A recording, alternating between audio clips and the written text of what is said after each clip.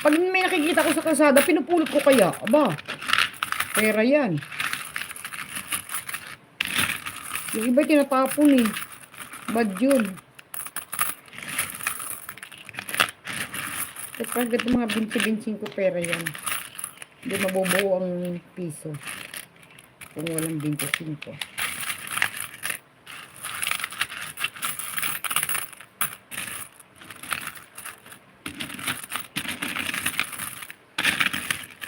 Meron pang ano oh. Kaliit. Ano to? 5?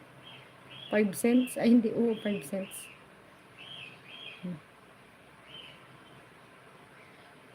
Huwag yung tingnan yung kuko ha. 5 cents.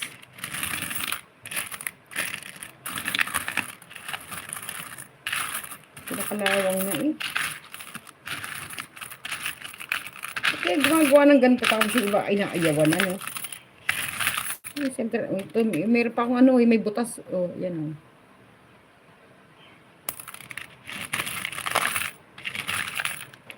Ang dami maliliit. Yan pa pera ko. Yan pa.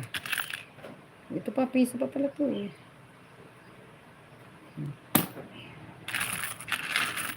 Wala pala ang pambiling candy. Kaling ko lang ito.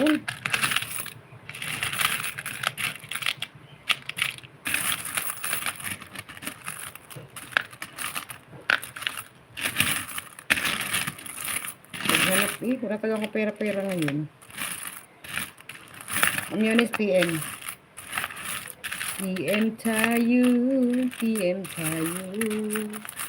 Lalala. Nakilakalawang na. Ay! Awan, ambot. Yung ganyan ko sa garapon nakalagay. Kanya-kanyang garapon yan. Wala kang balak dito i-ano? Palit i-ano natin eh. Uy, pagbibilangin to, ano rin to ha? Mahigit na 100. Sabi nga nung anak ko, i-ano ko daw sa dali. Palit. Nung nasa buho ako, dyan sa Cavite, 89 pesos yata. Sa ano naman, sa generica. Pinalit nila sa akin. Kasi kailangan daw nila panukuli. Kasi may mga putal-putal yung ano nila, presyo nila. Excuse me.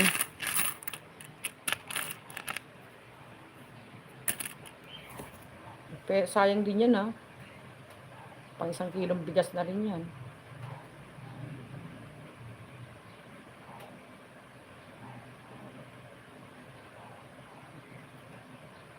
Oo, sa Meralco. Naku tita oh. Sobrang galit ng anak ko, yung bunso ko. Nahuli siya ng LTO sa motor. Nahuli siya ng LTO.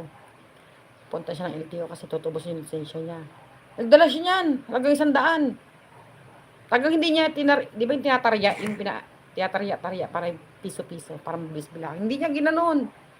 Oh, di bilang sila. Pinahirapan siya ng LTO. Pakahirapan niya rin magbilang. Tinatawag na daw yung pangalan niya eh. Sabi daw nung kahera.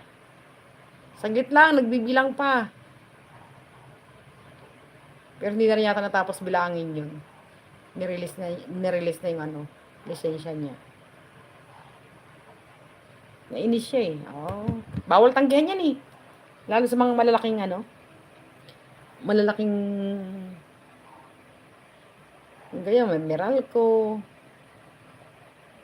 Bala ko bayad sa SM eh. Kasi puro SM nagsusukli niyan eh. Ipon ka mga 1,000, no? Kasi bayad mo sa SM, galit siguro. Sabihin ko, ba't kayo magagalit? Sa inyo yung galing.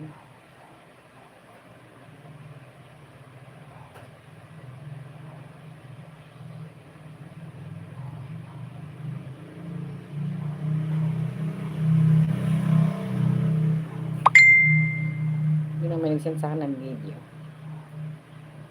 Pakabay talaga itong bata na to. Salamat, Ma'am Len. Ilang oras din to. Yan ang promise sa akin ni Ma'am Len eh. Mapamoni lang nila si Mama Ana. Isusunod daw nila ako. Salamat naman po. Gabi-gabi yan, 10 hours. Ay, hindi pa pala ako nakapag-highlight.